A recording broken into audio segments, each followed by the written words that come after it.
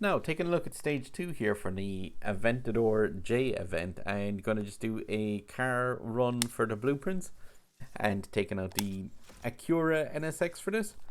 Car hunt ongoing in game at the moment for this car, and I'd strongly recommend doing that and focus on that as much as possible if you haven't got this car unlocked or have it at max, because it's a really good utility car and it's available in loads of multiplayer seasons, as well as it's required in a lot of these events. So I would definitely recommend chasing it down, and also it's a really powerful car. The AI on this version of the stage, I noticed that is really aggressive, especially there's actually an Aventador J that's on here. Now just want to get the speed up to the 200 mark and then bring your car out of like boost or nitro or anything. But yeah, the main thing is just to have the nitro bar filled up so that you can shockwave in this tunnel and be leaving this tunnel around the 200 mark. Like, it doesn't matter too much about the speeds going into it or the speed on that long drift. It is just most important always to come out of the corner at the 200 rather than going into the corner at 200. And now you've got to take the pathway down the right hand side here. Now this pathway is good for single player events, but less good for multiplayer events. But I will explain why that is in a second, and it's here on this exact crossroads why that becomes an issue. But yeah, for now though, just tear down here on the right hand side, pick up your nitro containers. I'm not going to use it because I want to keep onto that nitro for this corner up here, and again put the car into a perfect nitro and just grind right along that railing and come out of this at the 200 again. Like, grinding on that rail on this corner here is very important for all runs of this course. It is sort of a make or break it time.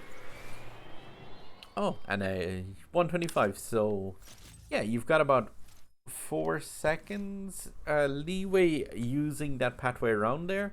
And the thing I will just say about it is the fact that, like, yeah, that car, say you're talking about 400 rating off, so from 2.5k rating, you should be easy enough to do it and unlock that blueprint. If you're having any problems with it, go to the car hunt, spend some time and credits into that, because it's just a D-class car hunt event to unlock that Acura, and it's definitely one that you'll want for this and further events. So if you're having any trouble with that, focus on it.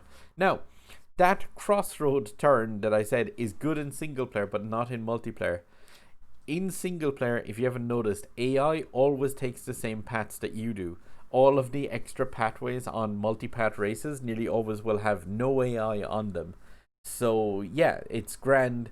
If you go down along that way and you're going through a crossroads, it's perfect to go through that crossroads in single player because all of the AI will be following you. The problem is, if you use that route in multiplayer, humans don't just follow other humans. And I have had it so many times where you're like zipping through that crossroads and you will just oof into another car. And yeah, it's devastating. Either you'll wreck, the other person will wreck, or what can even happen sometimes is you won't wreck, you'll just bounce and go back into the track. And it's a nightmare. So yeah, while I would use that route in single player AI races, don't use that route in multiplayer ever, because you will get, yeah, you can just get T-boned and it is the end of a race if it happens there. Okay, I'm gonna stop yapping.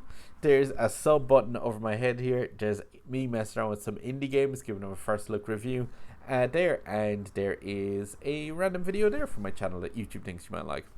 Okay, so happy hunting guys, and drive safe.